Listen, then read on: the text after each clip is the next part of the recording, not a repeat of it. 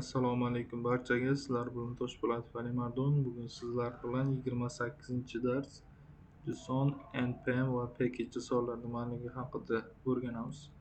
JSON bu JavaScript Object Notation. Bu ma'lumotlarni saqlash va dasturlar orasidagi ma'lumotlarni almashish uchun ishlatiladigan oddiy universal formatlash bo'lib, server va mijozlar o'rtasidagi ma'lumotlarni doim JSON formatida uzatiladi va qabul qilinadi.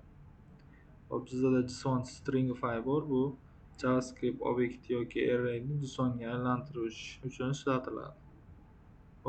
JSON parse bor. Bu JSON formatidan obyektga o'tkazib beradi. JSON faylni sifatida yozishni ko'ramiz. Bizga kerak bo'ladi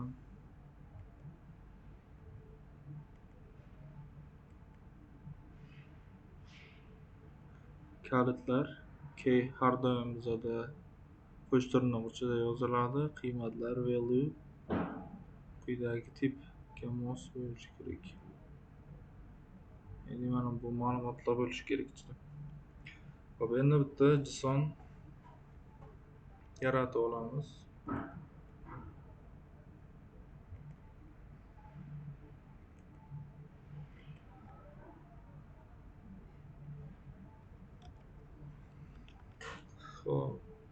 shaxs.json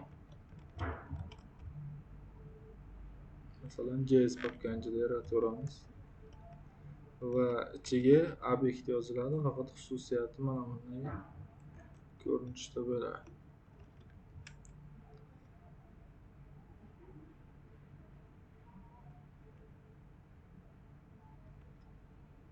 Keyin buni yaratdik.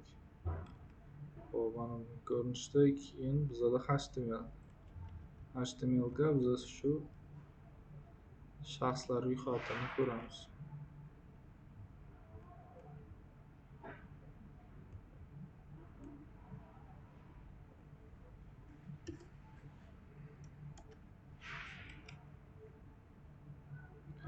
Bu yerda shaxslar ro'yxati va ID berilgan.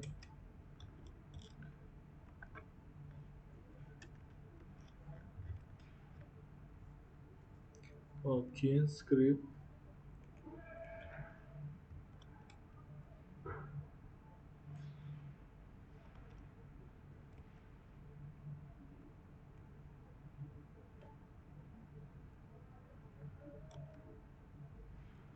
endi script ichiga quyidagi kodni tashlab olamiz.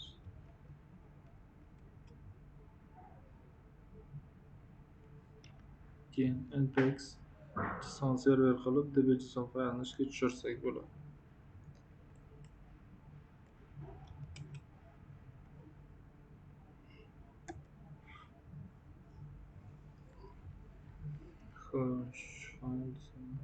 shaxs.json topilmadi deyapti, chunki bizda u JavaScript papkanchida.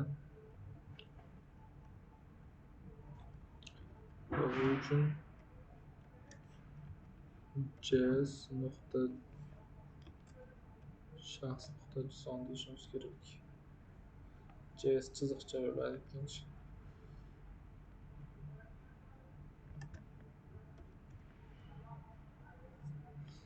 Bizda mana bu lokal hostimiz. Ichini ochadigan bo'lsak, mana bunday ko'rinishda chiqyapti.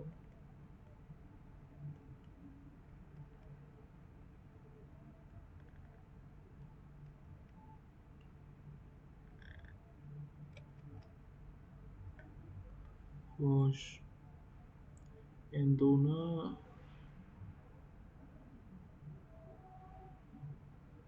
shaxs bilan olamiz. Uni async eventlar yordamida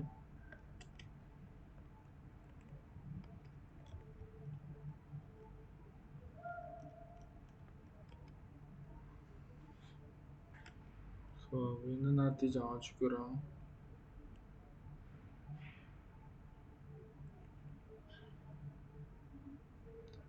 Mana shaxslar ro'yxati.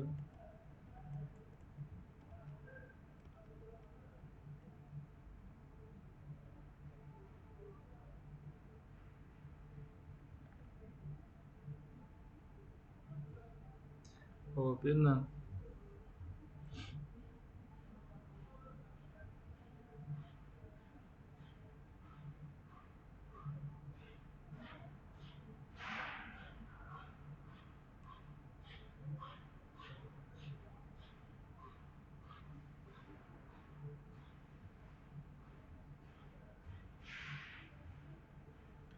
hop, MT'ni gördük. MT'mi o'sha paketlar. Package so'ng esa u o'sha saytni pasport hisoblanadi.